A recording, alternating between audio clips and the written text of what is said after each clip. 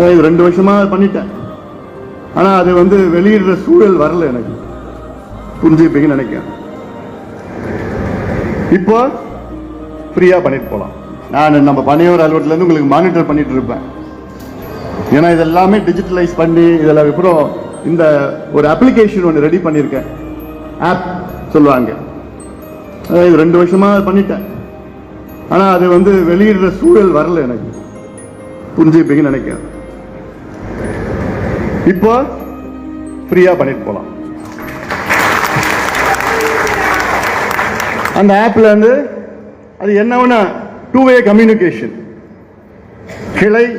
கிளையில இருக்கிற கிளை செயலாளர் நேரடியாக என்னுடன் தொடர்பு கொள்ளலாம். பனையூர்ல எப்போனா வரலாம், யாரோனா வரலாம், அது வேற.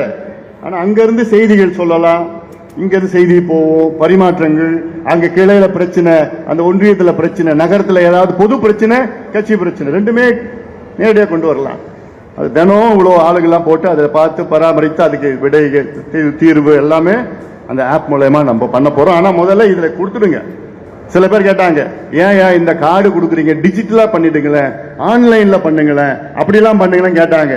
எனக்கு தெரியும், ஆனாலும் இப்ப வேண்டாம். ஏன்னா முதல்ல என்னன்னா நேரடியா தம்பியோ என் தங்கையோ நேரடியா போய் பார்த்து கையெழுத்து வாங்கி இதுல பண்ணி அதுக்கப்புறம் அப்ளிகேஷன்லாம் அதெல்லாம் பண்ணிக்கலாம், டிஜிட்டலா பண்ணிக்கலாம்.